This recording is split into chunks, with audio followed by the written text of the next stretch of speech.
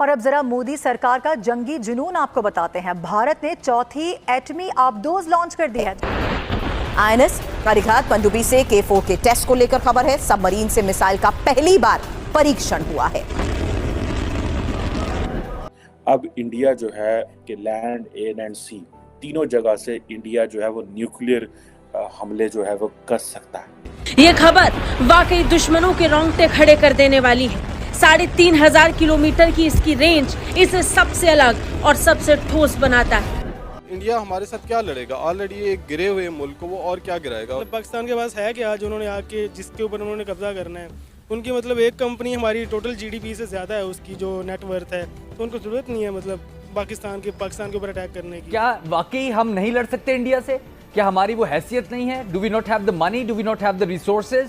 क्या हम इंडिया से लड़ सकते? क्योंकि इसकी रेंज है करीब 3500 किलोमीटर, 2000 किलो का पेलोड ले जा सकती है, रडार को भी चकमा दे सकती है और SLBM यानी सबमरीन लॉन्च बैलिस्टिक मिसाइल पनडुब्बी से लॉन्च की जा सकती है। तो इसके ऊपर 3500 किलोमीटर तक मार करने वाले जो K4 मिसाइल हैं वो नस्ब होंगे और इसके अलावा इनकी डिस्प्लेसमेंट के हवाले से बताया जा रहा है कि कम से कम 6000 टन के लगभग होगी। इसके अलावा जो इस वक्त इंडियन नेवी है उसकी पूरी कोशिश है कि वो सबमरीन के मुकाबले में पाकिस्तान का मुकाबला करने के लिए मजीद डीजल इलेक्ट्रिक सबमरीन शामिल करे।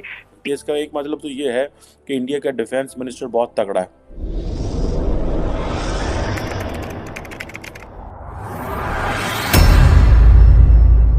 नमस्कार दोस्तों, स्वागत है आपका पाकिस्तान की बर्बादी में। जी हां, तो आज की बर्बादी कुछ इस तरह है कि आज भारतीय नेवी ने INS कारिघाट पनडुब्बी से K4 बैलिस्टिक मिसाइल का सफल परीक्षण कर लिया है। परंतु यहीं पर बात की जाए पाकिस्तान की, तो आज भी पाकिस्तान अपने गृह युद्ध से ही नहीं निपट पा रहा है। जी हाँ, तो खबर कुछ इस तरह है कि भारतीय नेवी ने पहली बार INS कारिघाट पनडुब्बी से K4 बैलिस्टिक मिसाइल का सफल परीक्षण कर लिया है। जी हाँ, और यह इस वक्त की सबसे बड़ी खबर है। और K4 बैलिस्टिक मिसाइल की रेंज करीबन 3500 किलोमीटर बताई जा रही है और परमाणु हथियार भी ले जाने में यह पूरी तरह से सक्षम है और यहीं पर यह 2000 किलो का पेलोड भी अपने साथ ले जा सकती है।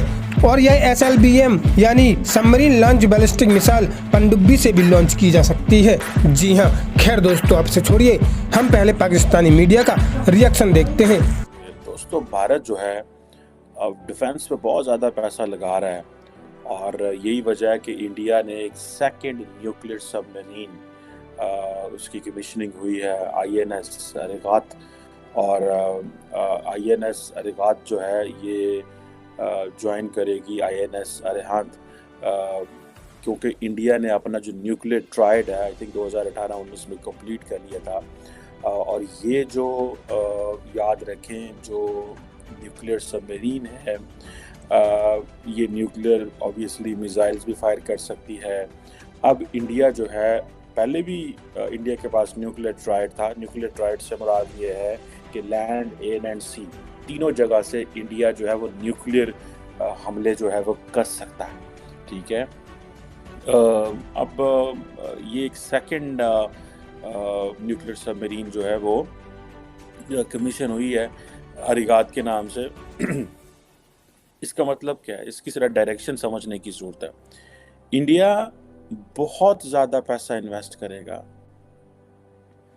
नेवी के ऊपर। आपको याद है अभी जो डिफेंस मिनिस्टर राजनाथ सिंह थे, तो वो जब अमेरिका गए हैं तो वो नेवल सरफेस वॉर सेंटर गए थे अमेरिका के अंदर। ठीक है जी, और उन्होंने वो सारी की जो फैसिलिटीज़ वहाँ पे मौजूद हैं और जो चीज़ें हैं वो सारी देखी हैं। उसकी वजह ये है कि इंडिया एक चीज़ समझता है कि हमारा मुकाबला अब चाइना के साथ है और वो चाइना के साथ मुकाबले के लिए उनको उतनी चीज़ें भी चाहिए।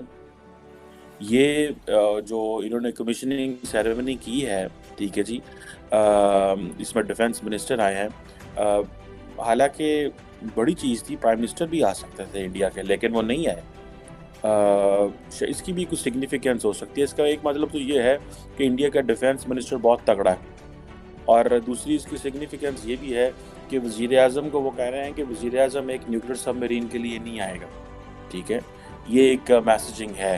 मैं आपको मज़े की बात बताऊं, मैं पढ़ रहा था पाकिस्तान के अंदर भी जो 6 सितंबर आ रही है अभी थोड़े दिनों में, तो पाकिस्तान भी मज़ीद जो है इंडक्शंस करने जा रहा है नेवी के अंदर। एक आई थिंक PNS बाबर है और एक PNS हुनैन है। ये दोनों पाकिस्तान नेवी जो है वो इंडक्ट कर रही है। तो ये टर्की में आई थिंक तैयार की गई हैं और ये या उसमें रोमानिया के अंदर